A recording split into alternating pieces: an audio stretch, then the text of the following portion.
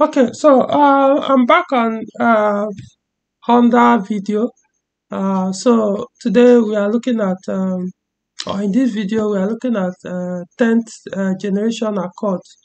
Why you should avoid buying Accord with this particular engine we are going to address in this video. So this is 2018 to 2022 Honda Accord. Um, at least I know this North American specification. I don't know, maybe if Europe has their own. Do they even still have a code? I don't know. And Asian countries have, but I don't know what exactly it looks like. Talking about the 10th generation. So this one, I don't know. I know there was a time they facelifted a core, so I don't know. I mean the 10th generation, so I don't know if this is the facelifted model of the 10th generation or the pre-facelift. So pre-facelift will be probably like 2018 and 2019. I don't know, or maybe up to 2020, possible. Um, so I can't say I'm not an expert on Honda per se, so I won't really know which effect, but I know this is what they all look like, whether pre-facelift or facelift, so they resemble. So the rear view in terms of this car, well, honestly, I'll tell you when you stand in front of it, is the front view is it looks very premium, very good, masculine, good looking. Um, the place I have issue with is the rear view. It look awful. I don't like it. Personally, I don't. Doesn't mean you can't use the car if it comes to that because of the rear view. I mean, sometimes you could see something, no, I don't like you don't find it attractive. But over time, you find, kind of looks not bad. Before you know it, you start to admire the thing. But I'm just saying, first contact, no, I just was like, man, not so good looking. So anyway, that's by the way. So now what you're going to talk about is one of the petrol engines. I don't know if they actually produced this 10th generation Honda Accord with diesel engine. Maybe they did, maybe not. Who knows? I'm talking about the petrol engine. At least I know they had 1.5 liter turbo engine, 2.0 liter turbo engine. They have another one, maybe probably hybrid. I don't know much about that one. But I do know they did not produce 10th generation Accord with naturally aspirated engine. So they are all either turbocharged or maybe with hybrid engine. Hybrid, I'm talking about electric motor. So another hybrid. So now the one I will advise you against to stay away from is the 1.5 liter turbo engine in 10th generation. Talking about 2018 to 2022. Maybe depends. Maybe they continue till 2023, but I know generally 2018 to, depending on the country of production too, or market. So just want to bring it so I see the engine properly because they look alike. Okay, I can't say for sure they look alike like the 2.0 turbo engine. But I know for 2.0 it has a cover. It has a black engine cover. But 1.5 liter turbo engine on this generation doesn't have this cover. Of course, cover can be removed, but I don't know what the 2.0 looks under the cover. Maybe in future I'll look at it. But what I could tell, they say the turbocharger, they're not the same. This pipe is not the same with this particular line here. Air system or air channel here is not the same with the 2.0 engine. You can check it out anyway, but the point is avoid this 1.5 liter turbo engine in Honda Accord 10th generation. The other model of Honda Accord share this same engine, but we are focusing on Accord for now. So reason why I advise against it because of issues very, very notorious for this engine that it wouldn't make sense to buy. Now this engine, let me look at my produce about 187 to 192 horsepower. So 187 to 192 horsepower and 243 to 260 nm torque. So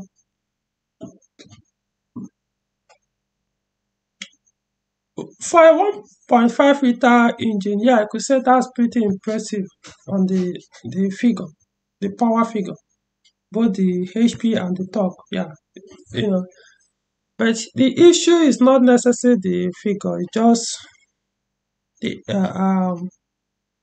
could be because of the power issue is what is affecting the engine that makes it very weak. Maybe if they not increase that power that much, maybe this would have. Maybe if they reduce it to like maybe 130 horsepower, like Peugeot engines, some of them that are 1.6 or no less than 1.6, they actually reduce the power to like 130 horsepower. They are 1 point, is it 1.1 like pure tech engines. The power are like 130 thereabout or so. I can't remember. Anyway, that's for Peugeot. Anyway, but these ones are one of the issues, the major issues. There are main two issues here that I want to tell you or advise you not to buy because of number one, oil dilution with fuel is a major big issue with this engine.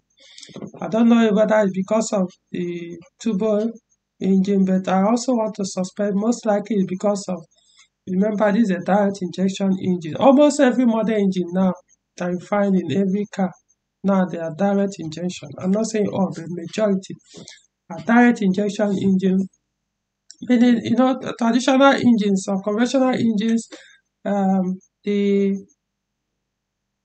electric fuel pump, electronic fuel injectors, they are mounted on intake manifolds or any component that directs the flow of the fuel through the injectors to behind the valves, intake valves. So in other words, it has to pass through the intake manifold or just call it just on average two intake manifolds. So that's where those injectors are mounted. So they don't actually directly spray onto the or into the combustion chamber. So as they are working, it reduces or try to prevent a lot of issues. For example, carbon buildup on the valve. So does help to reduce that. But these direct injections, the injectors are directly slotted in or most times on the cylinder head. So they are directly facing the piston. So they spray directly into the combustion chamber.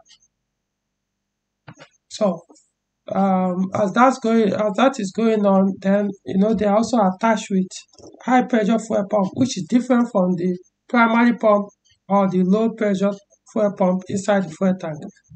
So the high pressure fuel pump that is attached most times on the fuel rail as it's spinning, pushing high pressure fuel through the injectors. So as they are spraying into the combustion chambers, most of the fuel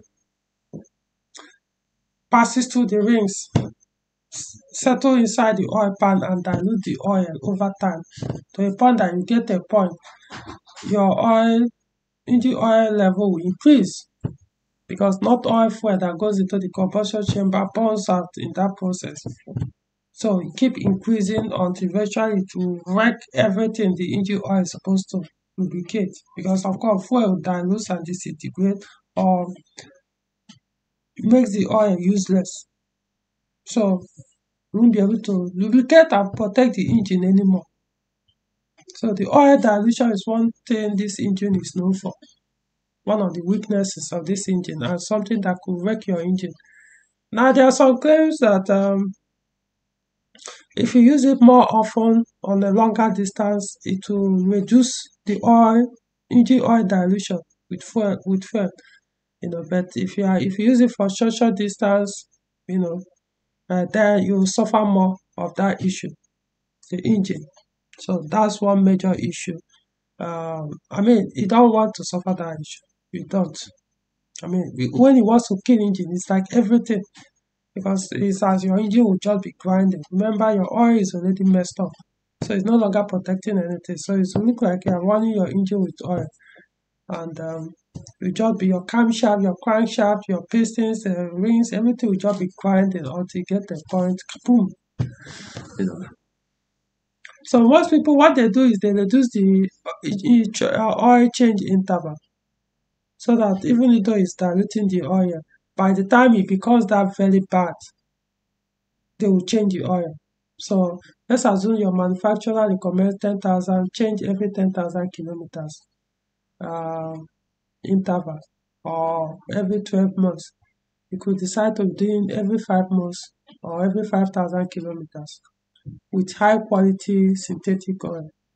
The synthetic oil might be able to withstand the dilution to a longer extent before it won't be able to protect engine compared to mineral oil. This engines anyway, there is synthetic oil. I think it's is it 0W20 that are recommended for them by Honda. I'm not sure, but I'm talking about the older generation is 0W20. So um, I'm talking about ninth generation. Their petrol engines are 0W20 if I'm not mistaken. That's a Honda recommendation. Oh, look at it here. Okay, hold on.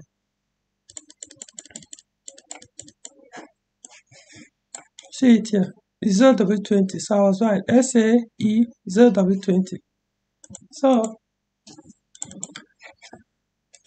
so that's one of the big issue with this engine. You can manage the issue with by changing your oil, engine oil more often than recommended. So don't follow the Honda recommendation when it comes to the oil, changing of oil interval. No, do it often. So you're going to be spending more to prevent this issue from happening by changing your oil more often. You can reduce even less than 5,000 kilometers. Whatever that will save and protect the engine, better for you. Now, the most dangerous of the issues with this engine is cylinder head gasket issue.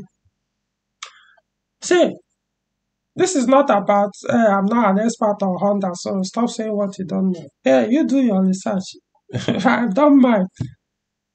This engine eats up head gasket like woof.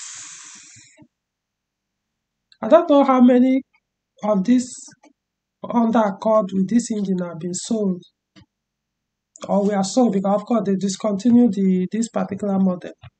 So, but I don't know how many that were sold. I mean, the 10th generation with this engine, but it's as if majority, or okay, let's not exaggerate, most users, because not everybody that come online to complain, but most people that have come online to complain, man, they've suffered head gasket failure, not once, not twice, not 3 times. I mean, it keep failing for no good reason. The head gasket keep failing.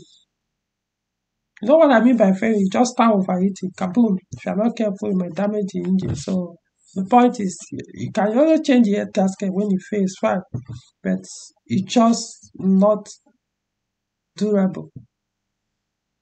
So it's not a car you can even have confidence to travel with, knowing that the head gasket can decide to fail in the journey. Even when everything is running, your cooling system is intact. I mean, engine cooling system, nothing is wrong. All of a sudden, your head gasket will just give up. So it's a major issue with this engine. I remember there's a Peugeot engine that also suffered this kind of thing. Funny enough, it wasn't even a turbo engine.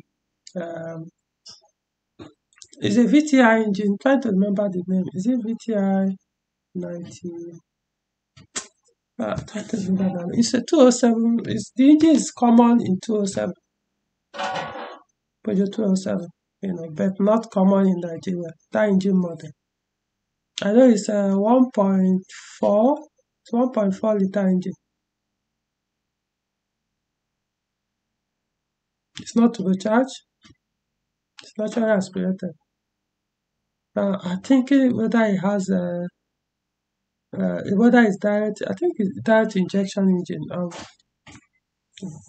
But it suffers this. I can't say for sure. I can't remember exactly because it's not a common engine in Nigeria. So that's why I don't really pay much attention. But I tend to advise people to stay away from that engine. I've seen it in a 307, if I'm not mistaken. Why I went for to inspect a car for someone. Immediately I called the owner, the person that sent me to advise him against buying the car. It was cheap. I advised him with this engine, no, stay away. Simply for the fact that the head gasket is like biscuit, but it burns anyhow. No people in Europe that suffer and complain bitterly about that. So, so my point is same issue with this. So unless you are okay with every now and then you're changing head gasket or you're driving a car with very concerned that the gasket can give up anytime you least expect. Probably might be giving you warnings. Who knows? It's possible. I don't know about this engine, whether it has signs, symptoms before it finally give up. It's possible. But man, I don't think I want to have a car that the engine gasket fails as in I don't even want to have a car I intend to ever change the gasket. If it has a need for that, maybe something over it, maybe one of the cooling system component fails and I'm in a situation on a bad spot where I have to choose whether to keep driving the car even though the car is seriously overheating and damage the head gasket as far as I get the car and myself in a safe place. I drive it in that condition. Or I find somewhere and park so you have to choose. In that case, I might choose, okay, head gasket, fine. Let me damage it. Drive the car, keep driving it with the overheating until I come to a very safer place. Yeah, I'll deal with it. But at least I know that normally, even if the car overheats, as long as it's something that has nothing to do with gasket, I can easily solve the problem before it gets to get gasket. So I may not ever have to replace my gasket as long as all these cooling system components are okay. The situation where you tell me buy a car, it doesn't matter how good every other system on the cooling system of that engine is. The head gasket will virtually fail probably less than 50,000 kilometer mileage, 100,000. No, I'll tell you no. Not to think of power is not even that impressive. If that makes sense, you say, oh, the car has 400 horsepower. And the probably it could also attract me with, oh, it has so much horsepower, but then also consumes so little, maybe 50 miles per gallon. I'll be like, oh, maybe, yes, you take some, you win some, you lose some. Maybe it's worth it. I might still walk away. But I'm saying they highlighted give me something down. But if it's just because of fuel economy, I have to be suffering this. Every now and then I'm losing the engine. And possibility that I may even lose the entire engine in one overheating. I don't think I want to buy such cars. So I will advise you for these two reasons. There are other reasons people are complaining about online, but most are not necessarily because of the engine, just the car general, you know.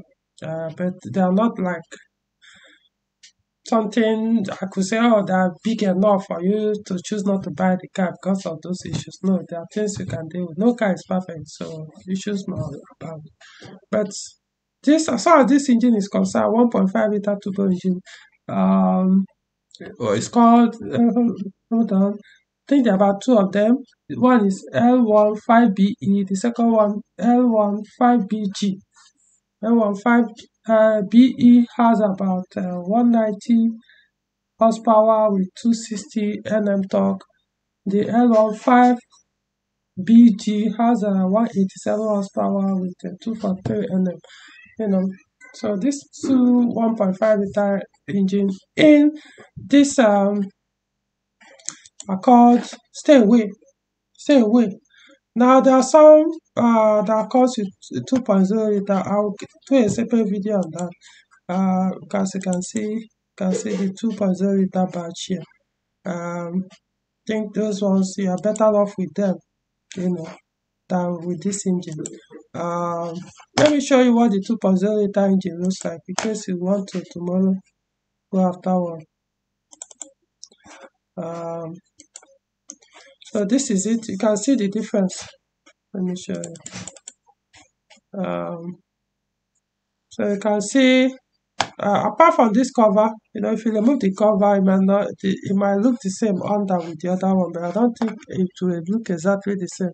For example, the oil, this one is also, look at it, 0W20, but this place where you pour the oil filler cap or cover is on a different position. The other one, the 1.5 is somewhere here. This 2.0 is a little bit closer to the front. And then this pink thing here, I don't know what that thing is. Then remember this line I was telling you about, this air tube channel. Looks different. Let me show you the 1.5. You can see completely different. Then you can see this one doesn't have that pink something here under the cover, though this one doesn't have cover anyway. And then you can see where the oil filler cover is. The 2.0 is somewhere here, or is it here? Just somewhere here, but this one is further behind. So the difference, there's a lot of difference. So, but at least this one should guide you more. And then that thing that is supposed to be here. Let's look at the 2.0 again. You can see difference is clear. Then this pink thing is not there. Then the oil filler. The reason why I'm showing this, even if the one you see, because if you remove this cover, it's going to look different from this. It might confuse you, but there are things that will be able to help you to identify, even if the car has no badge on it, like 2.0T or 1.5T. At least you look at this. There also, I think turbo is different too, turbo charger, but that one, since it's under, it might not necessarily know how to identify. But these two things here, the oil filler cap, and then this thing here, will easily help you. There's another 2.0 liter engine picture I have here. See if there's any way to, let's look at if we can identify the turbo, if there's anything that will differentiate turbo. They kind of look the same.